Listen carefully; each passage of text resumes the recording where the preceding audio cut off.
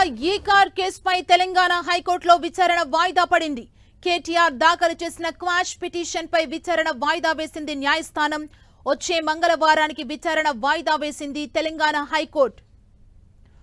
మరింత సమాచారం మా ప్రతినిధి సునీల్ అందిస్తారు. సునీల్, రాష్ట్రంలో తీవ్ర రాజకీయ ప్రకంపనలు సృష్టిస్తున్నటువంటి ఫార్ములా ఈ కార్ రేస్ కేసులో ఇప్పటికే అటు ఏసీబీ అధికారులు కేసు నమోదు చేయడం జరిగింది. ఈ కేసుని సవాల్ చేస్తూ గతంలో కేటీఆర్ హైకోర్టులో పిటిషన్ దాఖలు చేశారు. పాష్ పిటిషన్ ఏసీబీ దాఖలు చేసిన కేసును వెంటనే కొట్టివేయాలని, ఎలాంటి అరెస్ట్ చేయకుండా ఆదేశాలు జారీ చేయాలని గతంలో హైకోర్టులో వేసిన పిటిషన్ పై ఈరోజు తెలంగాణ హైకోర్టు మరొకసారి విచారణ చేపట్టింది.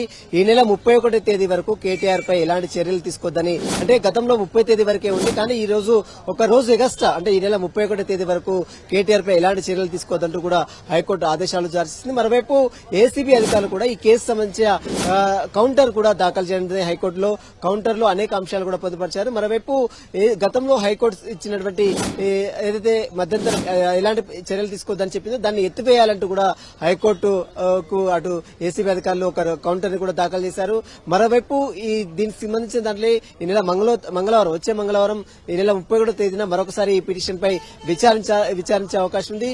ఇక ఏసీబీ దాఖలిసిన కౌంటర్ పై రీకౌంటర్ గా అటు కేటీఆర్ తరపులు కూడా దాఖలు చేయాలని కూడా అటు హైకోర్టు ఆదేశాలు జారీ చేసింది. దీంతో ఈ నెల 31వ తేదీన మరి కోర్టు కౌంటర్ కాపీలో ఆర్గ్యుమెంట్స్ విన్న తర్వాత ఎలాంటి ఆదేశాలు జారీ చేసింది మాత్రం సర్వత్రా ఆసక్తి అయితే నెలకొని చెప్పవచ్చు.